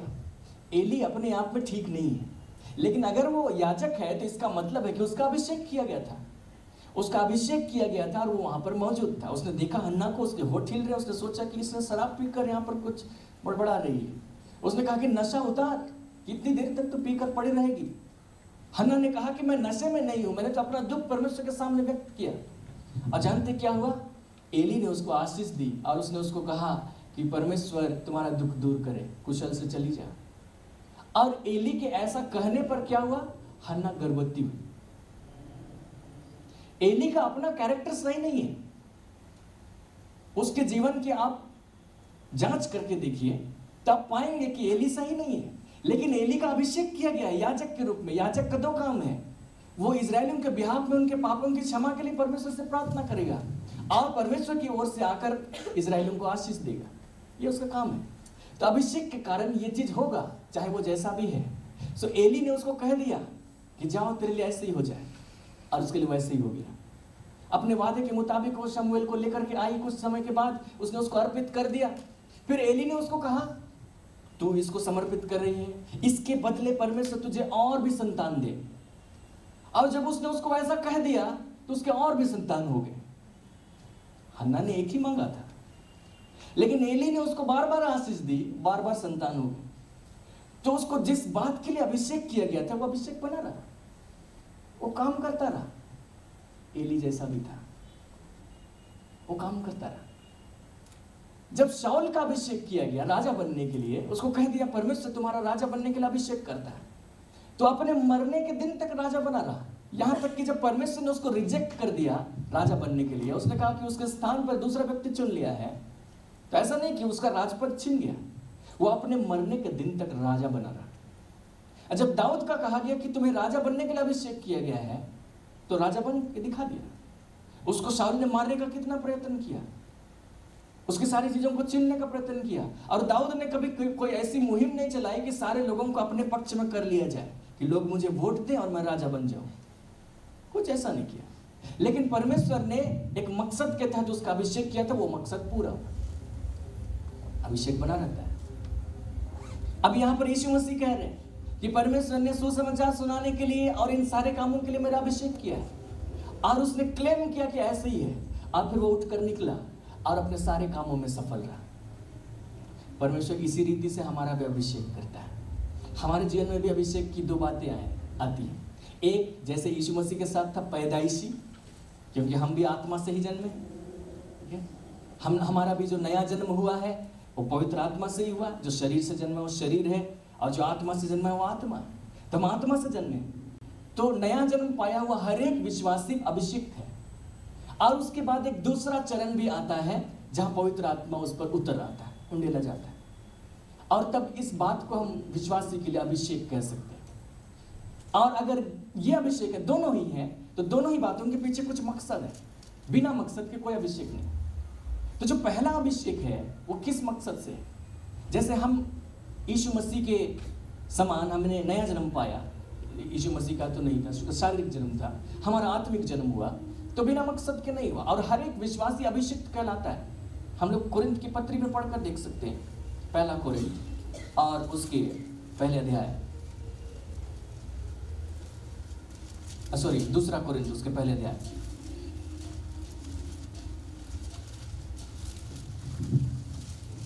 और उसके पद 21 से। यहां पर जो बातें लिखी गई हैं वो सारे लोगों से संबंध रखती है, वो सिर्फ पौलुस से संबंधित नहीं है, क्योंकि वहां पर परमेश्वर की प्रतिज्ञाओं का जिक्र है और ये बताया गया कि उसकी सारी प्रतिज्ञाएं यीशु मसीह में हाँ ही हाँ है। तो ऐसा नहीं है कि वो हाँ सिर्फ पौलुस के लिए हाँ है, बाकी के लिए ना है, ठीक है। सारे विश्वासियों के लिए उसकी प्रतिज्ञाएं हाँ है, पौलुस के लिए भी, बाकी विश्वासियों के लिए। और उसी रीति से, क्योंकि पद 20 में, हम 20 से पढ़कर देखते हैं, क्योंकि परमेश्वर की जितनी प्रतिज्ञाएं हैं वे सब उसी में हाँ के साथ हैं, और इसलिए उसके द्वारा आमीन भी हुई है कि हमारे द्वारा परमेश्वर की महिमा, हमारे द्वारा मतलब सिर्फ पौलुस या सेवकों के द्वारा नहीं, लेकिन जितने विश्वासी हैं, यहाँ तक कि कुरिन्थ वाले भी, सबके लिए परमेश्वर की प्रतिज्ञाएं हाँ हैं। और जो हमें तुम्हारे साथ मसीह में दृढ़ करता है और जिसने हमारा अभिषेक किया वही परमेश्वर है। जिसने हम पर छाप भी कर दी है और बयाने में आत्मा को हमारे मनों में दिया है। जिसने हमारा अभिषेक किया, बयाने में अपना आत्मा दिया, जिसने हमारा अभिषेक किया वही परमेश्वर। उसने भी अभिषेक किया, पौलुस का भी अभिषेक किया, सारे विश्वासियों का भी अभिषेक किया। देखिए, नए नियम में जब अभिषेक शब्द को हम लोग देखते हैं तो जो मुख्य शब्द, यूनानी शब्द हमारे लिए क्रियो होना चाहिए, वो शब्द बहुत रेयर है। कब कब यूज किया गया? एक तो तब यूज किया गया जब यीशु मसीह ने अपने लिए कहा कि प्रभु का आत्मा मुझ पर है, उसने मेरा अभिषेक किया। और दूसरा यूज किया गया है तब जब पतरस ने कहा कि उसने यीशु नासरी का अभिषेक किया। फिर एक और यूज है जब यीशु मसीह के चेले वहां पर इकट्ठे हुए प्रार्थना करने लगे और कहने लगे, देख प्रभु, उन्होंने धमकी दी है, लेकिन उस यीशु नासरी का जिसका तूने अभिषेक किया, हम लोग उसका वचन प्रचार करेंगे। वहां पर अभिषेक शब्द है क्रियो। और यहां पर एक अभिषेक शब्द है क्रियो से रिलेटेड। और फिर अंतिम में वहां मिलेगा पहला यूहन्ना दूसरा अध्याय जहां हम लोग पढ़े थे। तो अभिषेक शब्द नए नियम में बहुत रेयर है, बहुत कम यूज किए। हम लोग बहुत ज्यादा यूज करते हैं, क्योंकि जो लोग लिख रहे थे या जिनको परमेश्वर प्रेरित कर रहा था वे जानते थे कि उसका अर्थ क्या है, और वे वहीं पर उसको यूज कर रहे थे जहां पर उसको यूज करना चाहिए। और हम लोग उसको वहां पर यूज करते हैं जहां पर यूज नहीं करना चाहिए, इसलिए बहुतायत में यूज करते हैं। बल्कि प्रेरितों के काम की पुस्तक में तो मात्र 2 बार अभिषेक शब्द इस्तेमाल किया गया। ताजुब की बात है, वहां पर तो बार बार यूज करना चाहिए, लेकिन मात्र 2 बार। फिर जो तेल का अभिषेक है या इत्र का अभिषेक है, वो दूसरे शब्द में उसको इस्तेमाल किया। जैसे एक स्त्री आकर संगमरमर के पात्र में इत्र लाकर यीशु मसीह के सिर पर उंडेलती है या उसके पैरों को पोंछती है, उसके लिए भी अभिषेक शब्द इस्तेमाल किया गया, पर यूनानी शब्द क्रियो नहीं। बीमारों का अभिषेक, नए नियम में तेल का एक ही अभिषेक बताया गया है। उसने कहा कि तुम में से यदि कोई रोगी है, कलीसिया के प्राचीनों को बुलाए हुए उस पर तेल मलकर उसके लिए प्रार्थना करें। तेल मलकर अर्थात अभिषेक करके प्रार्थना करें, तेल मलकर। वहां पर भी क्रियो शब्द नहीं। तो तेल मलकर अभिषेक करना नए नियम में बीमारों के लिए, ठीक है, लेकिन असली जो अभिषेक है हमारे लिए वो पवित्र आत्मा के द्वारा। पुराने नियम में जो तेल था, अब नए नियम में हमारे लिए पवित्र आत्मा ने जगह ले ली, ठीक है। तो हमने कहा था कि वस्तुओं का अभिषेक होता है पुराने नियम में। जो मिलाप वाला तंबू था वहां की वस्तुओं का अभिषेक किया गया। अब नए नियम में देखिए, जिस समय हमने यीशु मसीह को ग्रहण कर लिया, हम ठीक उसी समय परमेश्वर के मंदिर बन गए। तो वहां पर मिलाप वाले तंबू की वस्तुओं का अभिषेक किया गया था बकायदा। तो भाई ये भी तंबू है, ये भी मंदिर है परमेश्वर का, तो इसका भी अभिषेक होना चाहिए, क्योंकि बिना अभिषेक के क्या मंदिर। तो उसका मंदिर होने के लिए हम नया जन्म पाए उसी समय अभिषेक कर दिए जाते हैं। और कोई उस मंदिर में सेवा करे याजक पुराने नियम में, तो उसको अलग से तेल डाल के अभिषेक करते थे। लेकिन अब नए नियम में तो हम तो मल्टीपल पर्सनालिटी हो गए ना, हम ही मंदिर हैं, हम ही याजक हैं। सो मंदिर वाला अभिषेक भी आना चाहिए, याजक वाला भी आना चाहिए। तो जब हम मंदिर बन गए तो मंदिर के समान हमारा अभिषेक हो जाता है, और इसलिए उसको कह दिया गया कि तुम्हारा जो अभिषेक उसकी ओर से किया गया वो तुम में बना रहता है और तुम्हें सब बातें सिखाता है, ठीक है। वो मंदिर हम बन गए और वो बना रहेगा। अभिषेक कर दिया गया ताकि हमारा शरीर उसका मंदिर रहे, वो परमानेंट बना रहता है। परमेश्वर उस अभिषेक को वापस रिटर्न नहीं लेता है, हम ही लोग उसको दाएं बाएं करते हैं, ठीक है। लेकिन परमेश्वर ने उसको मंदिर बनने के लिए दे दिया, उसको डेडिकेट कर दिया, तेल लगा दिया, पवित्र आत्मा लगा दिया, हो गया, वो मंदिर बन गया। उसका मकसद हमेशा स्थिर रहेगा। उसने पवित्र आत्मा के द्वारा हम पर मुहर लगाई, हम लोग कहते हैं, हम लोग ने पहले स्टडी किया था। उसने बहुत सारी बातों को हमारे भीतर में भरा, हमें धर्मी किया, हमें पवित्र किया, हमें सिद्ध किया, बहुत सारी बातें आई, और उसने हम पर पवित्र आत्मा की छाप लगा दी। नया जन्म पाए ठीक उसी समय। वही अभिषेक है, वो सुरक्षा करता है। जो कुछ परमेश्वर ने हमारे लिए दिया है, हमारे भीतर में दिया, उसकी सुरक्षा करता है। फिर एक दूसरा पार्ट होता है जब हम काम आरंभ करते हैं। जैसे यीशु मसीह बचपन से अभिषेक थे, लेकिन जब उसको काम आरंभ करना था तो उसका अभिषेक किया गया, क्योंकि सुसमाचार प्रचार करने के लिए प्रभु के प्रसन्नता के वर्ष का प्रचार करने के लिए, बंधुओं को छुड़ाने के लिए और सारी बातों के लिए उसको दूसरे प्रकार की बात चाहिए। तो उसका अभिषेक किया गया यरदन, तो उसका अभिषेक वहां पर किया गया, उस मकसद से किया गया। तो उसके लिए उसको दूसरा फेज चाहिए था, और वो उसको जब अभिषेक किया गया उस काम में सफल रहा। कितने विरोधी उसका रास्ता रोकने के लिए आए, फरीसी आए, सदूकी आए, याजक लोगों ने षड्यंत्र किया, और जो वहां के सरकारी अधिकारी थे पिलातुस और हेरोदेस और दूसरे, उन्होंने भी उपाय किया, पर उसको रोक नहीं सके। शैतान भी आया लेकिन कोई उसको रोक नहीं सका, जन समुदाय आया, कोई उसको रोक नहीं सका, क्योंकि जिस बात के लिए उसका अभिषेक किया गया था वो करने वाला परमेश्वर था, और उसने उसको पूरा किया। तो हमारे जीवन में पहला, जब हम नया जन्म पाते हैं, हम अभिषेक कर दिए गए हैं, हम पर तेल लगा दिया गया है, हम सील कर दिए गए, पवित्र आत्मा के द्वारा हमारा अभिषेक कर दिया गया। वो हमारी सुरक्षा करता है, हमारे नया जन्मे हुए स्वभाव की सुरक्षा करता है। हम जो परमेश्वर के मंदिर हैं उसकी सुरक्षा करता है। हमको डेडिकेट कर दिए गए, समर्पित कर दिए गए परमेश्वर के लिए, वो बना रहता है, वो चेंज होने वाला नहीं है। और दूसरा फेज तब आरंभ होता है जब हमारी सेवकाई के लिए हमारा अभिषेक किया जाता है। जैसे किसी को सेवकाई दी गई थी, याजक की सेवकाई, वो उसको याजक का काम करेगा, उसके लिए उसका अभिषेक। राजा की सेवकाई, राजा का काम करेगा, उसके लिए अभिषेक। तो हमको भी परमेश्वर ने अपनी देह में रखा, यीशु मसीह की देह में रखा, तो कोई खास बुलाहट के साथ में रखा, कोई खास योजना के साथ में रखा, और वो चाहता है कि हम लोग उस काम को करें। उसके लिए फिर वो अलग से अभिषेक कर देता है, और फिर हम आगे बढ़कर उस काम को करते हैं और असफल नहीं होते। हम लोगों को जानने वाली बात यही है कि अगर परमेश्वर हम लोगों का अभिषेक करता है पवित्र आत्मा के उंडेले जाने के द्वारा, अब जितनी बातें होंगी मैं सेकंड फेज वाली बात करूंगा, जो पैदाइशी है उसको आप समझ गए। सेकंड फेज वाला मतलब जब पवित्र आत्मा का उंडेला जाना हमारे ऊपर होता है, क्योंकि अगर उंडेला जाना है तो जैसे यीशु मसीह पर उंडेला गया, उस पर उतरा, तो उसको अभिषेक नाम दिया गया। तो हम पर भी उतरा या हम पर भी उंडेला गया, तो क्योंकि सेम चीज है तो उसको भी अभिषेक नाम दिया जाना चाहिए। बाइबल में कोई रेफरेंस उसके लिए नहीं है, मैं आपको स्पष्ट बता देना चाहता हूं। लेकिन क्योंकि यीशु मसीह के साथ में था तो वो हमारे लिए भी सेम चीज हो, उसके लिए अभिषेक नाम रखा गया उस चीज का, तो हमारे लिए भी वही चीज अभिषेक नाम रखा जाए। तो अगर वो किया गया तो उसके पीछे कोई मकसद है।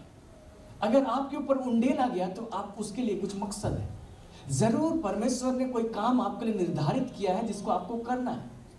जैसे यीशु मसीह खड़े होकर बोले कि प्रभु का आत्मा मुझ पर है क्योंकि उसने फलाने फलाने फलाने फलाने कामों के लिए मेरा अभिषेक किया। फिर वो बढ़ निकला, कामों को किया और सफल रहा। तो हमारा और आपके ढूंढने का काम यही है कि प्रभु ने मेरा अभिषेक क्यों किया, प्रभु ने मेरा अभिषेक क्यों किया।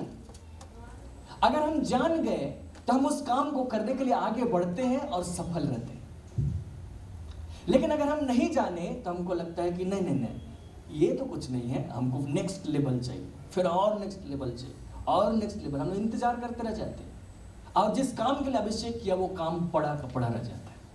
लेकिन मैं आपको ये कहना चाहता हूँ कि यदि परमेश्वर ने कोई खास काम के लिए आपका अभिषेक किया है तो आपके अभिषेक में वो सारी वस्तुएं मौजूद हैं जिसके द्वारा आप उस काम को निपटा सकते हैं। हालेलुया। क्या आपको उसके लिए पैसे की जरूरत है? आपके अभिषेक में ही वो पैसा उपलब्ध है, और आप आगे बढ़िए विश्वास के साथ, आप पैसा पा लें। क्या आपको उस काम को करने के लिए किसी संगठन की जरूरत है? आपके अभिषेक में वो संगठन उपलब्ध है, आप विश्वास से आगे बढ़िए, उपलब्ध हो जाए। कोई वस्तु की जरूरत है, लोगों की जरूरत है जो आपकी सहायता करें, आपका जिस काम के लिए अभिषेक में आगे बढ़िए और लोग आपको मिल जाए। विश्वास के साथ आगे बढ़ते चले जाइए। मैंने अपने जीवन में इसी बात को समझा, देखा, और मैंने पाया कि ये सच है। मैंने इस बात को पाया कि परमेश्वर ने मेरा अभिषेक किस लिए किया है। कुछ खास बातें हैं, मैं आपको सारी बातें नहीं बता रहा हूँ, कुछ खास बातें हैं जिनके लिए मेरा अभिषेक किया। उसमें से एक बात शिक्षा देना है, वचन की शिक्षा देना, और वचन की शिक्षा देना, और इसके साथ में जब मैं शिक्षा देता हूँ दूसरी बातों की भी, जो संसार के जो विषय हैं उनकी भी, तो मैं इस बात को देखता हूं कि उसमें मैं अद्भुत रूप से सफल होता चला जाता हूं। शिक्षा देने के लिए मुझे चाहिए थे लोग जिनको मैं शिक्षा दे सकूं। अब कहां से वो लोग लाएंगे? मैंने अपना प्रचार कभी नहीं किया कि मुझे भी हायर करो और मुझे भी वहां बुलाओ, नहीं, कभी नहीं। लेकिन परमेश्वर है जिसने मेरा अभिषेक उस बात के लिए किया है। मैंने सिर्फ उसको समझ लिया कि परमेश्वर ने मेरा अभिषेक इसलिए किया है। मैं उसके लिए खड़ा हूँगा। और जब मैं खड़ा हुआ तो लोग आते चले गए, सब कुछ जुड़ता चला गया, वस्तुएं उपलब्ध होती चली गई, पैसे की जरूरत है पैसे उपलब्ध होते चले। हम एक जगह है जहाँ पर छोटी सी सभा चलाते, जहाँ पर हम लोगों को शिक्षा देते, और हमें उसके लिए स्थान की जरूरत थी। ऐसा स्थान रांची में हमें मिल जाए जो मुफ्त में हमें मिले। हमारे पास पैसा नहीं कि हम लोग उसके लिए पे कर सकते, हमें मुफ्त में स्थान मिले। ऐसा स्थान होना चाहिए जहां पे हम लोग मुफ्त में पार्किंग कर सके, पार्किंग के लिए स्थान मिले। हमारे लिए कुछ साउंड सिस्टम चाहिए, हमारे पास कोई पैसे नहीं थे, आने वाले सब स्टूडेंट ही थे, लेकिन इसलिए कि मेरे अभिषेक में वो सारी बातें उपलब्ध हो गई समय के साथ। और उसी रीति से परमेश्वर ने एक से एक मेरे लिए रास्ता खोला। उसने, क्योंकि लोगों को भेजना था तो लोग चाहिए थे कि मुझे जाने, तो परमेश्वर ने इसके लिए उपाय किया। कभी कभी तो ऐसा अद्भुत कि मुझे दूसरे सेवक के साथ में जाना पड़ा, क्योंकि उनको मैसेज देने के लिए बुलाया गया था। तो उन्होंने अपना साथ मांगा, मुझे अपना साथ मांगा कि तुम भी मेरे साथ में चलो, क्योंकि वहां तो सारे अपरिचित हैं और लोग, क्योंकि लोग तो अपना अपना काम करेंगे, तो मैसेज देंगे पर साथ में रहेंगे, अच्छा लगेगा। मैंने प्रार्थना की, प्रभु मुझे क्या करना चाहिए। प्रभु ने मुझे इंस्ट्रक्शन दिया कि तुम फलाना फलाना करके जाओ। जब मैं चला गया तो मैं जानता था कि मुझे वहां मैसेज देना होगा।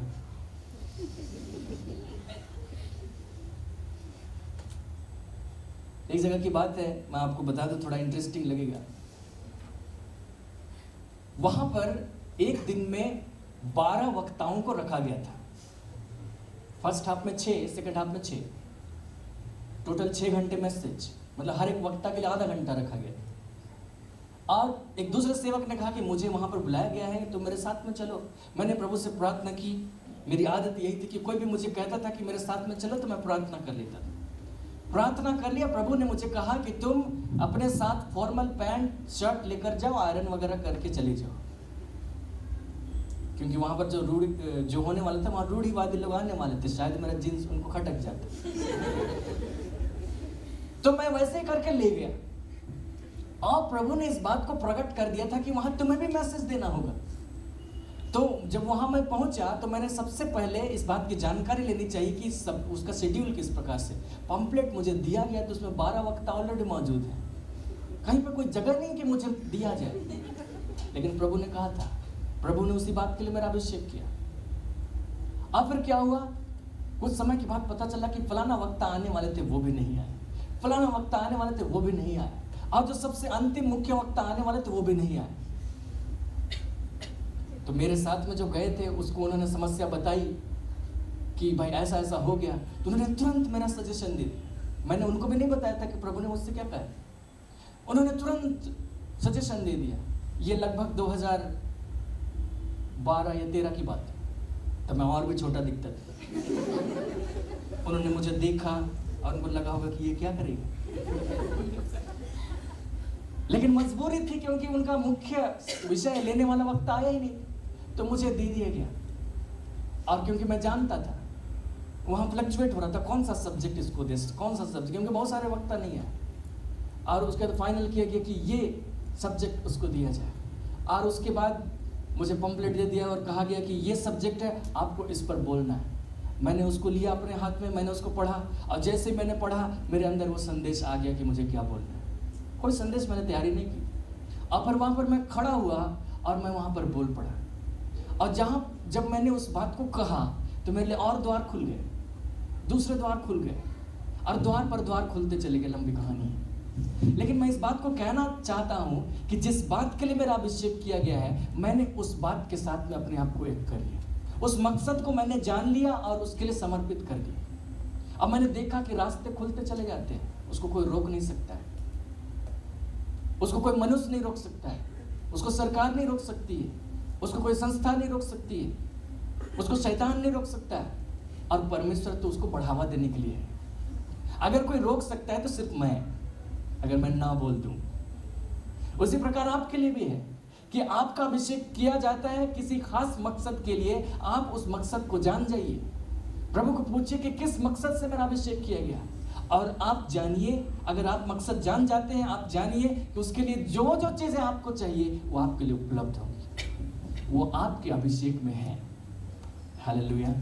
लोग इस बात को नहीं समझते कई बार, और लोग सोचते हैं इसके लिए मुझे बहुत संघर्ष करने की जरूरत है, इसके लिए बड़ी मेहनत करने की जरूरत है। कोई जरूरत नहीं। जिसने आपको काम पर रखा है, जिसने आपको बुलाया है, उसने अभिषेक कर दिया है, मतलब सारी फैसिलिटी उपलब्ध है उसको करने के लिए। आपको दिखाई नहीं देगी, बस आगे बढ़िए और आप वो कर लेंगे। पुराने जमाने में जब इजराइल में अभिषेक किया जाता था किसी व्यक्ति का, न्यायी होने के लिए, इजराइलियों को छुड़ाने के लिए, उनके सामने कुछ नहीं होता था, बस अभिषेक कर दिया गया और हम आते हैं और काम कर लेते हैं। सामने गधे की जबड़ी है तो उसी से हम काम कर लेंगे, लेकिन अपने काम में सफल होंगे। और वही आपके और हमारे लिए। देखिए, जब हम यीशु मसीह को ग्रहण करते हैं तो हम मसीह की देह में कोई स्थान पाते हैं। उस सदस्यता को देने के लिए हमारा अभिषेक हुआ, जो पहला। फिर जैसे मान लिया कि हम हाथ हैं, तो काम करने के लिए हमारा अभिषेक है। अब देखिए, ये हाथ है तो ये हाथ की अपनी ताकत है और हाथ का अपना काम है। और जो हाथ कर सकता है वो पाँव नहीं कर सकता है, और जो हाथ कर सकता है वो आंख नहीं कर सकता है। लेकिन हम लोगों की समस्या क्या है, हम लोग हमेशा दूसरे अंगों को देखते हैं और कहते हैं कि वो तो आंख है, वो तो दिखता है, वो तो ऐसा कर लेता है, लेकिन मैं तो नहीं, मुझे वो बनना है, मुझे आंख चाहिए। और हाथ रहते हुए आप नहीं कर सकते। हाथ है, आप ईंट उठा सकते, क्या आंख से ईंट उठा सकते? हाथ है तो आप भाला उठा सकते, क्या आंख से भाला उठा सकते? नहीं। तो हम लोग मिस कर देते हैं अपनी बातों को। जिस बात के लिए हमको बुलाया गया, जिस बात के लिए हमारा अभिषेक किया गया था, उसको मिस कर देते हैं। हम चाहते कि हम उसके समान हो जाए। क्यों उसके समान? शरीर में बहुत सारे अंग हैं, हर एक अंग महत्वपूर्ण है, हर एक का काम महत्वपूर्ण है। आपका काम महत्वपूर्ण है, आपको उस काम को जानना चाहिए। मैं कौन सा अंग हूँ, मेरा काम क्या है, मैं बस उस बात को करूँगा, मैं उस बात को जानूंगा। आज मैं इस बात को जानता हूँ कि मेरे सामने बहुत सारे ऑफर हैं कि आप यहाँ भी आइए, यहाँ भी वचन प्रचार कीजिए, वहाँ भी कीजिए। आज मुझे चुनना पड़ता है, मैं कहीं पर हाँ करता हूँ, कहीं पर ना करता हूँ, अपनी बुलाहट के मुताबिक। क्योंकि इतने सारे काम हैं कि मैं सारे काम नहीं कर सकता हूँ। मुझे उस काम को करना होगा जिसके लिए मेरा अभिषेक किया गया है, क्योंकि बाद में मैं उसी बात के लिए उत्तरदायी ठहरूंगा। जिस काम के लिए मेरा अभिषेक नहीं किया गया था, उधर जाकर जो असल काम था उसको पेंडिंग में नहीं रख सकते। लोगों ने हमेशा पेंडिंग में रख दिया। जब लोग इस बात को नहीं समझे तो उन्होंने कॉपी करना शुरू कर दिया कि फलाना सेवक वैसे सेवकाई करता है तो हम भी वैसे सेवकाई करें। अरे, उसका किस बात के लिए अभिषेक को आप जानते हैं? आपका किस बात के लिए अभिषेक को आप जानते हैं? नहीं। तो फिर कॉपी करने की क्या बात है? आप अपना जानिए, वो अपना जानेगा। अफ्रीका में एक परमेश्वर के सेवक हैं और उनका नाम है रिनहार्ड बोंकी, और बड़े सामर्थ्यशाली ढंग से वो वहाँ पर सुसमाचार प्रचार का काम करते हैं। उनका स्पष्ट रूप से कहना कि परमेश्वर ने सुसमाचार सुनाने के लिए मेरा अभिषेक किया है।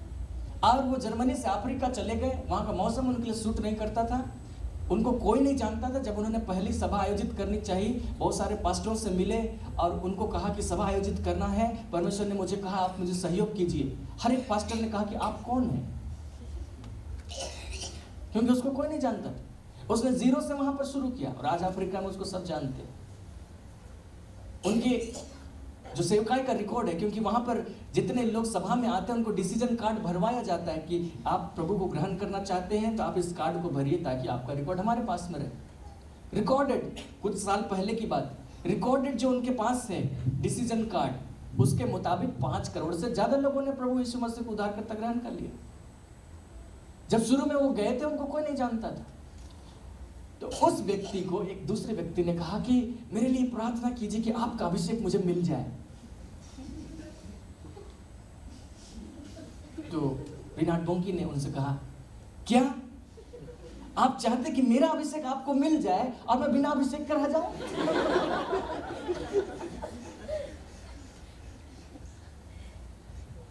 ऐसा नहीं होता। मेरा अभिषेक आपको मिल जाए मतलब जो मनुष्य आया था मांगने के लिए, इस प्रकार का डिमांड कर रहा था, उसकी मनसा यही थी कि वो जब स्टेज पर होते तो क्या काम होता है, ऐसा होता है, वैसा होता है, वैसा मेरे साथ होने लगे। वो इसी मनसा के साथ कह रहे थे, लेकिन वो जानते हैं अभिषेक असल में क्या है। और अभिषेक को ट्रांसफर नहीं किया जा सकता कि मेरा जो अभिषेक किया गया वो मेरा किया गया है, मैं चाहकर भी आपको नहीं दे सकता। मेरा जिस बात के लिए मुझे शिक्षा देने के लिए अभिषेक किया गया, तो मैं आपको चाहकर भी शिक्षा देने के लिए अभिषेक नहीं दे सकता। वो परमेश्वर तय करेगा कि आपका किस लिए अभिषेक हो। अगर मैं दे दूं तो मैं बिना अभिषेक कर रह जाऊं, लेकिन ऐसा होगा नहीं।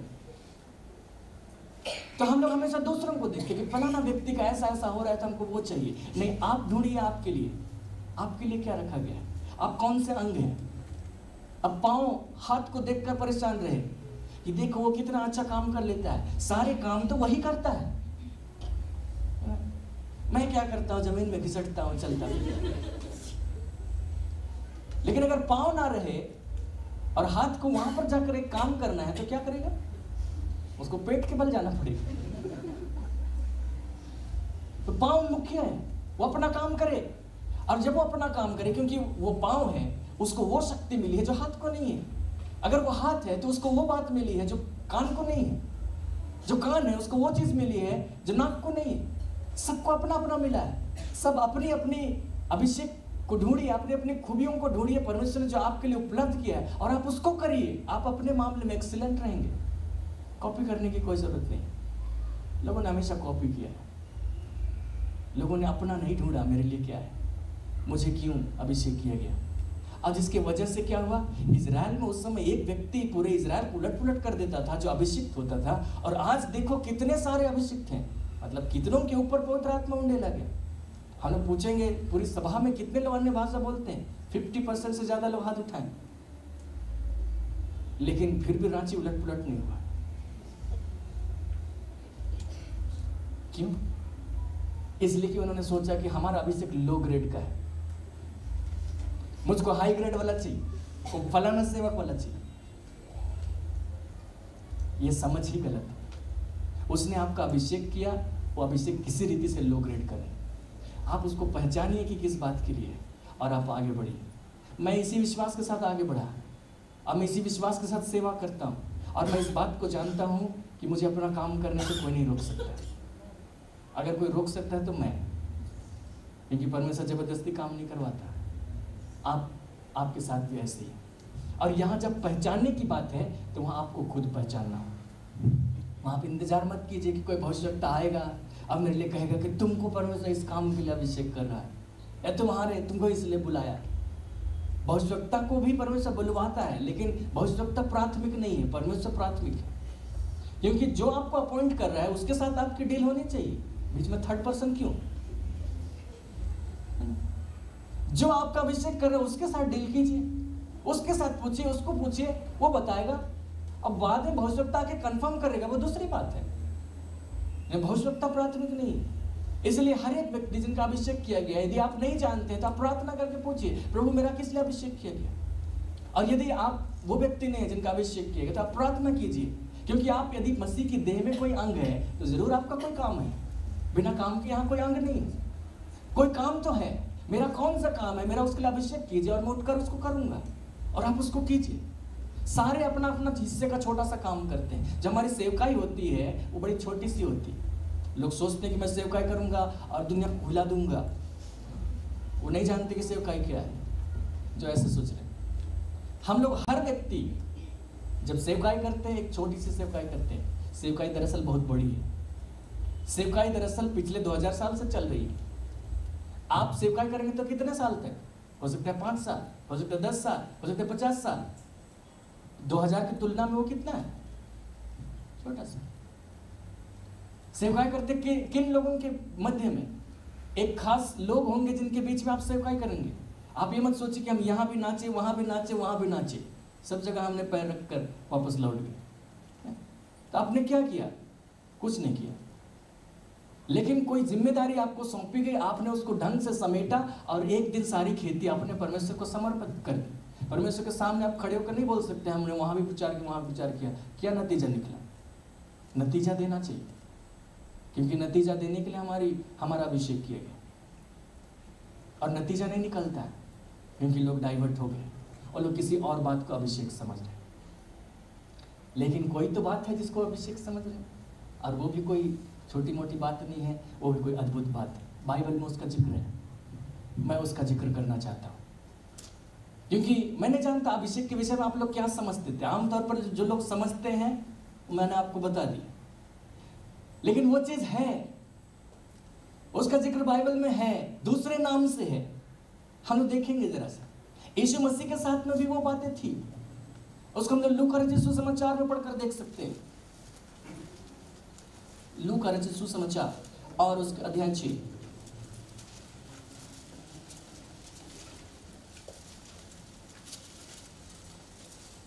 6 में भी है, 5 में भी है। देखिए लू का रचित सुसमाचार अध्याय 5 और उसके पद 17 से देखिए। ये जो घटना है वो ये है कि जिस दिन यीशु मसीह एक घर में उपदेश दे रहे थे और लोग छप्पर फाड़ कर उन्होंने दिया एक लकवाग्रस्त,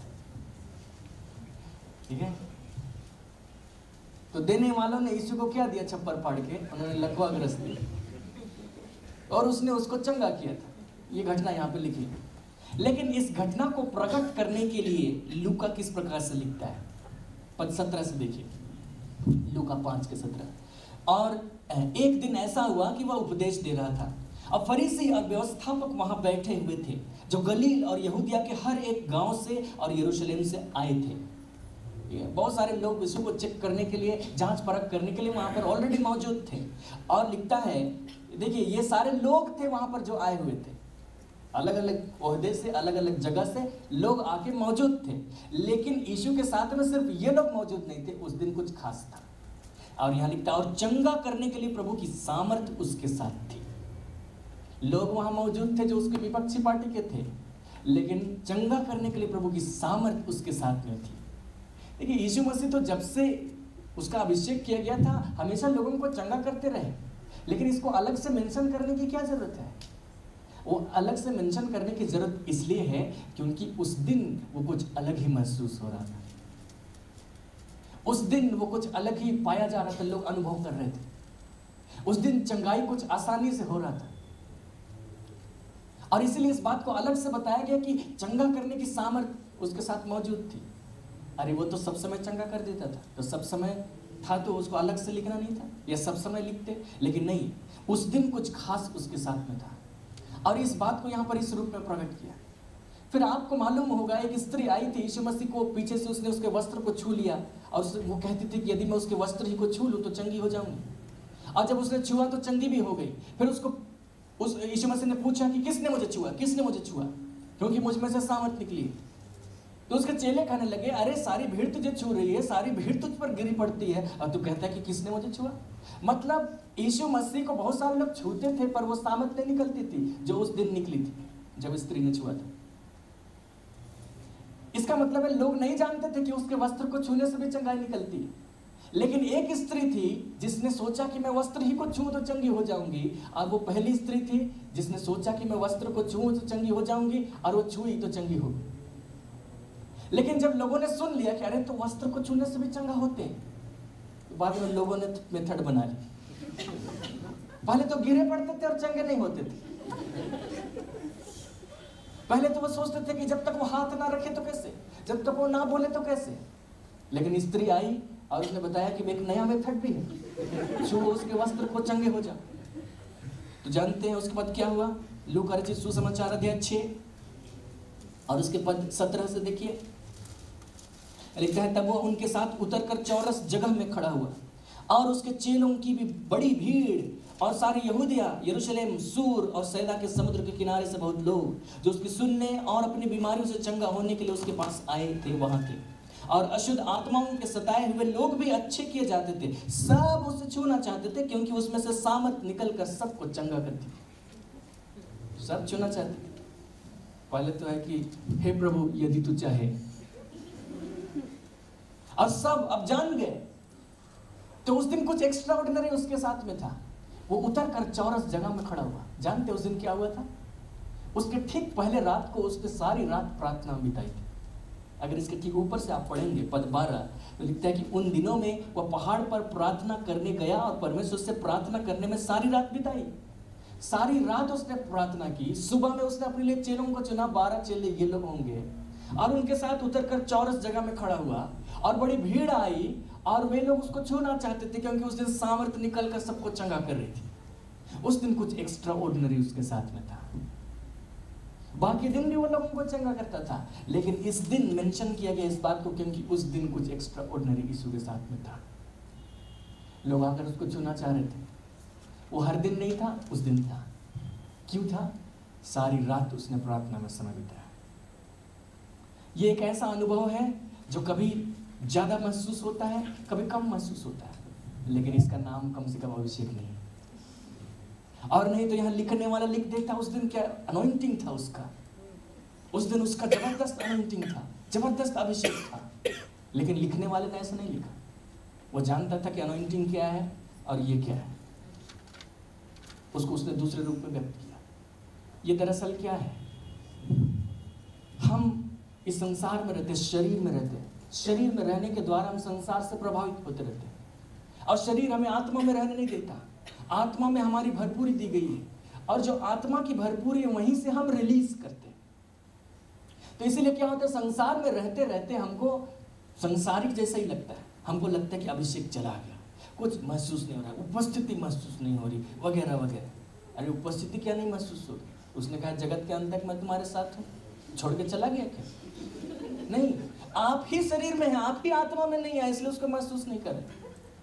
तो जब आपने सारी रात प्रार्थना की तो क्या किया, आपने शरीर को त्याग कर आत्मा में रहने की प्रैक्टिस की, तो आप फुल रिलीज के लिए रेडी हो गए। हालेलुया। और वो रिलीज वहां पर हो रहा है जिसको लोग अनुभव करें। अब जिस दिन वैसा नहीं हुआ, वो रिलीज महसूस नहीं हो रहा है, और इसीलिए ये उतरने चढ़ने वाला अनुभव है, आने जाने वाला अनुभव है, क्योंकि हर दिन आप आत्मा में एक समान नहीं रहते, आप उतार चढ़ाव करते रहते हैं। तो आपके उतार चढ़ाव, हमारे उतार चढ़ाव पर वो निर्भर करता है, लेकिन उसका नाम अभिषेक नहीं। लेकिन वो भी कोई बात है। तो हमारे लिए मुख्य बात क्या, आत्मा में हम ज्यादा से ज्यादा समय बिताएं, वो हमको फुल रिलीज में मदद करेगा। हालेलुया। इसलिए किसी परमेश्वर के सेवक को देखिए जो आते हैं, सभाओं में प्रचार करते हैं, वे चाहते हैं कि उनको स्पेशल अलग तरीके से रखा जाए। क्यों?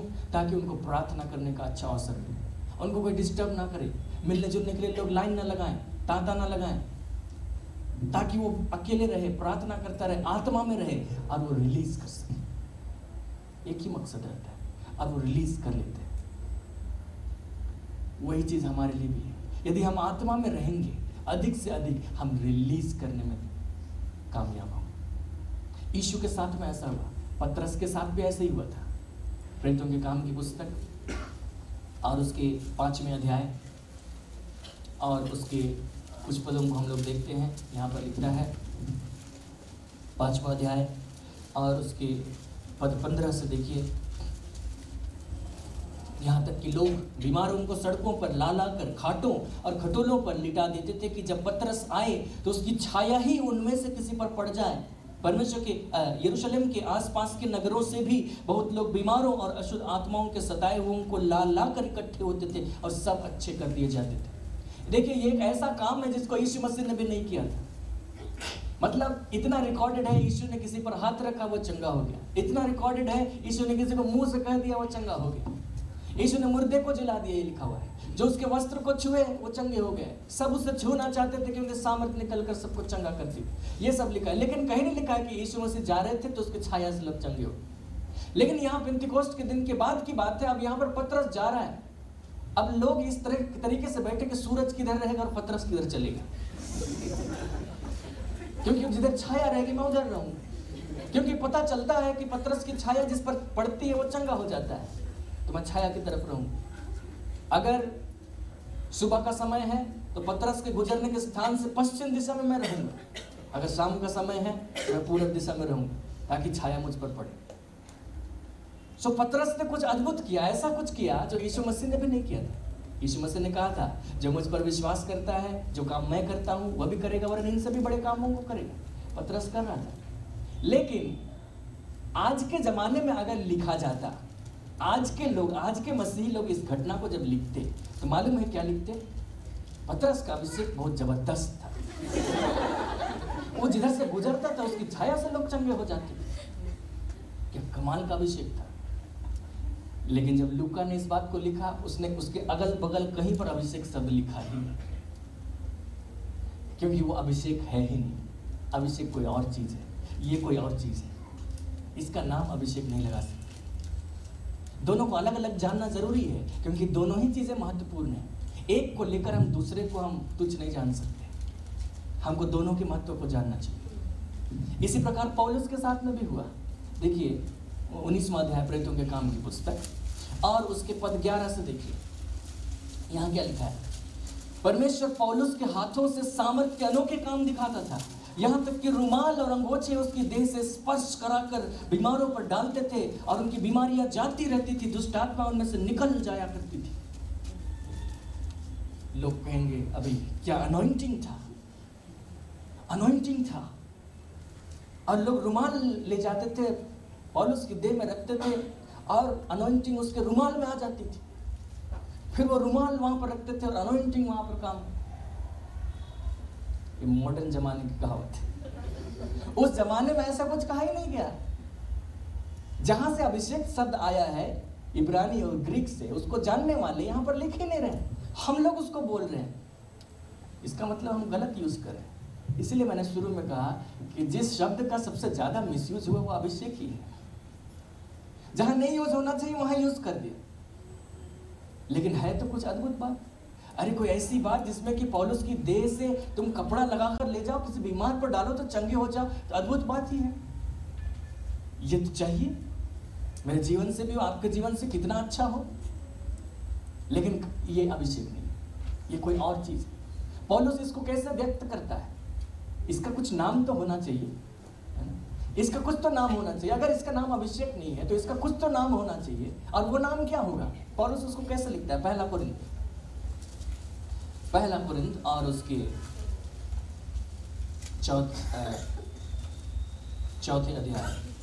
दूसरे अध्याय और उसके पद 4। इन बातों को पौलुस अपने शब्दों में व्यक्त करता है।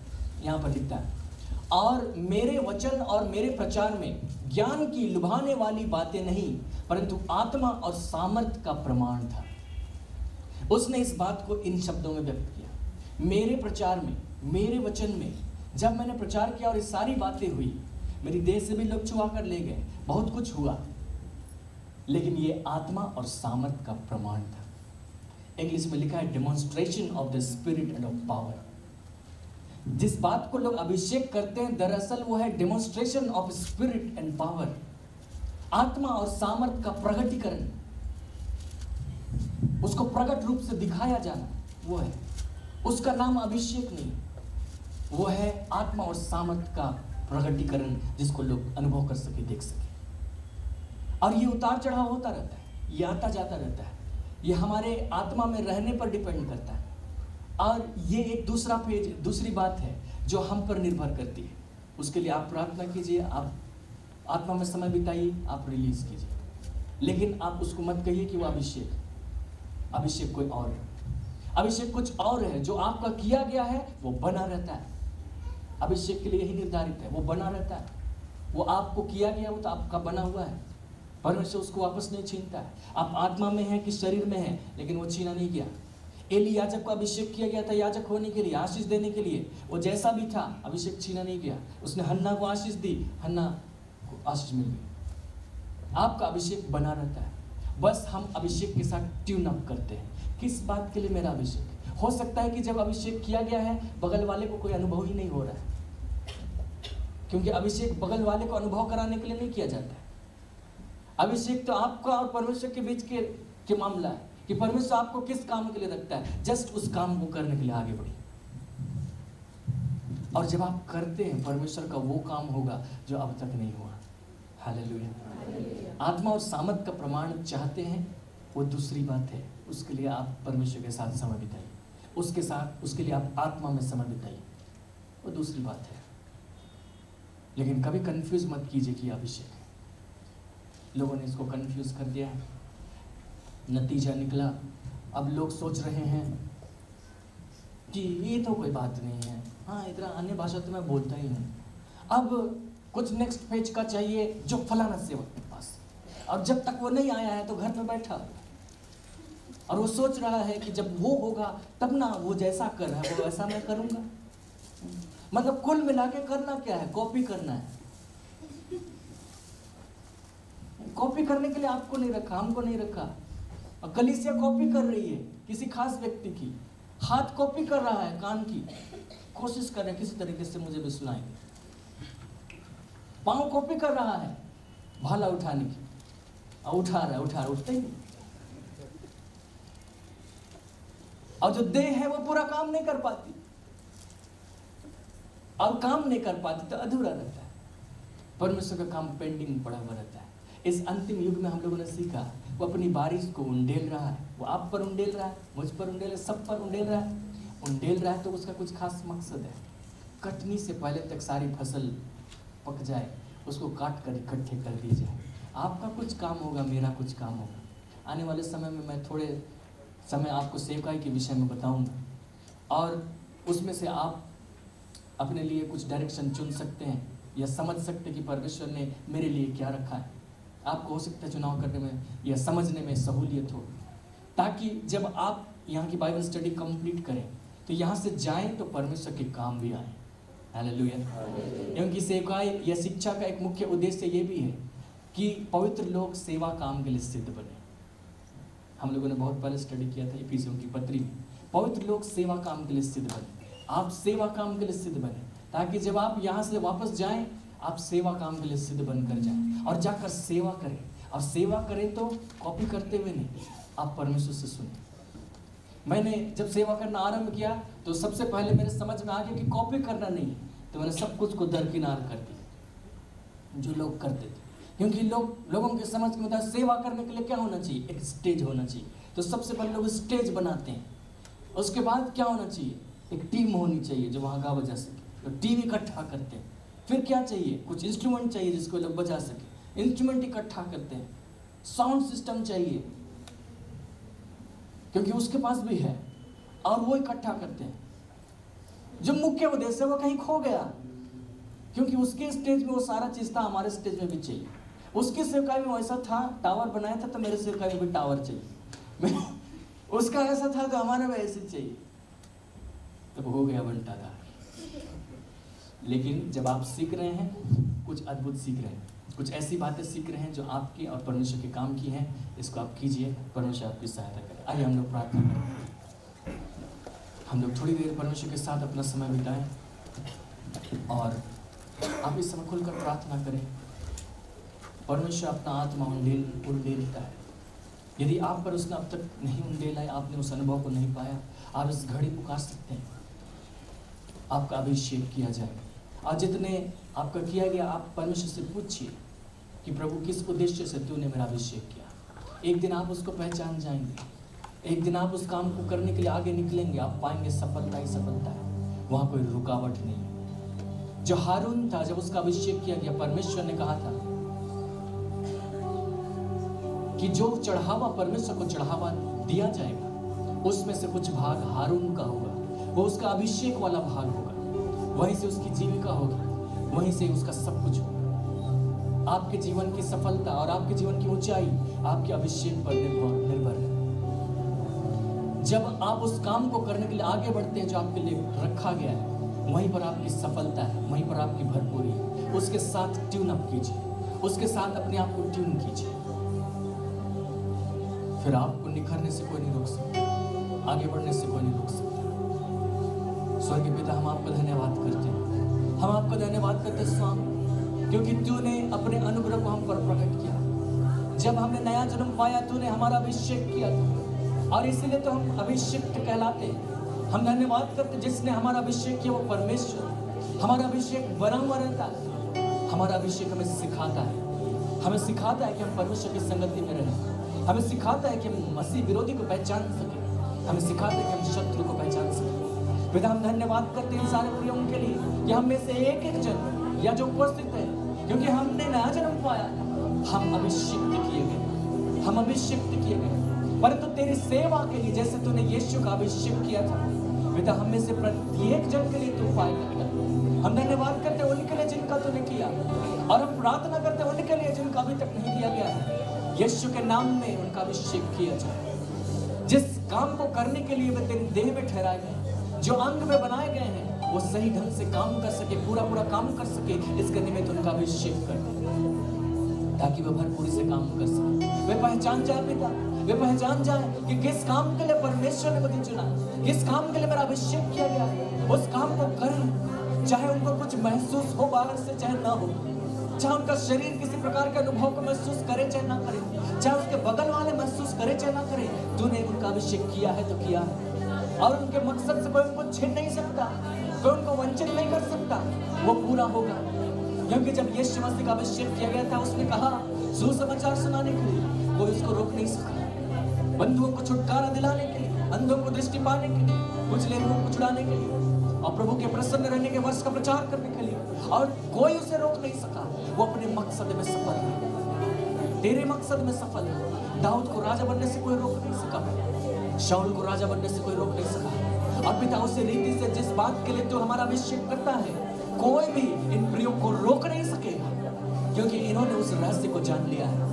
अब ये विश्वास के साथ में आगे बढ़ेंगे और पाएंगे कि वहां सब कुछ है। यदि वहां सामर्थ की जरूरत है, सामर्थ इनके लिए उपलब्ध हो जाएगा। यदि वहां पर अनुग्रह की जरूरत है, अनुग्रह उनके जीवन में बढ़ता चला जाएगा। यदि उनको धन की जरूरत है, धन वहां उपलब्ध हो जाएगा। यदि उनको लोगों की जरूरत है, लोग वहां उपलब्ध हो जाएंगे। यदि उन्हें संगठन की जरूरत है, संगठन उनके लिए बन जाएगा। जो कुछ उनके लिए चाहिए, तूने उनके अभिषेक में उनको दिया है। हम तेरा धन्यवाद करते हैं। वे विश्वास के साथ उसको पहचान कर आगे बढ़ जाए, अपने काम में सफल होते चले जाए। अब पिता हम प्रार्थना करते हैं, जो आत्मा और सामर्थ्य का प्रमाण जिसका जिक्र प्रेरित पौलुस ने किया था, जिसका वर्णन हम यीशु मसीह के जीवन में पाते हैं, जिसका वर्णन हम पतरस के जीवन में पाते हैं, जिसका वर्णन पौलुस के जीवन में था, पिता वो वर्णन हमारे जीवन के लिए भी पाया जाए। हमारी मदद कीजिए कि हम आत्मा में और अधिक समय बिता सकें, हम तेरे साथ प्रार्थना करने में लौलीन रह सकें, शरीर से उठकर हम आत्मा में रह सकें, ताकि हम उस फुल रिलीज को ला सकें जो प्रत्येक लोगों के लिए आशीष का कारण हो, जो दूसरों के द्वारा भी अनुभव किया जाए, जो भीड़ के द्वारा भी अनुभव किया जाए, और हर एक लोग उसके द्वारा आशीष पाएंगे, हर एक लोग उसके द्वारा छुटकारा और दूसरी बातों को पाएंगे। पिता उसे प्रकट करने के लिए हमारी मदद कीजिए। पिता हम धन्यवाद करते कि तूने हमारी आंखों को खोला, ताकि हम तेरे वचन को समझें और उसको स्पष्ट रूप से समझें, और ताकि हम तेरे मकसद को पूरा करें। मेरी प्रार्थना इन प्रियों के लिए, इनमें से एक एक के लिए, इनमें से हर एक जन तेरे सेवा काम के लिए तैयार किया जाए। कल को जब ये यहाँ से निकले पूरा सीख कर, तो पिता ये ऐसे लोग निकले जो तेरा काम करते हैं, अद्भुत रूप से तेरा काम करते हैं। विश्वास के साथ वे आगे बढ़ेंगे, वे सफल होते चले जाएंगे, तेरा काम पूरा होता हुआ चला जाएगा। क्योंकि तुझे लोगों की जरूरत है। तूने कहा खेत के स्वामी से विनती करो कि फसल काटने के लिए मजदूर भेज दे। पिता ये वो लोग हैं जिनको तू इस्तेमाल करे, ये वो लोग हैं जो तेरे लिए तैयार हो रहे हैं। पिता जब ये बाइबल स्टडी कर रहे हैं, ये सिर्फ अपने लिए नहीं सीख रहे, पिता ये पूरे जगत के लिए सीख रहे हैं, ये तेरे काम के लिए सीख रहे हैं, ताकि एक दिन जब तूने इस्तेमाल करे, तेरी योजना पूरी हो जाए। हम यीशु मसीह को बादलों पर आते हुए देखें, इस संसार के ऊपर हम निकल जाए।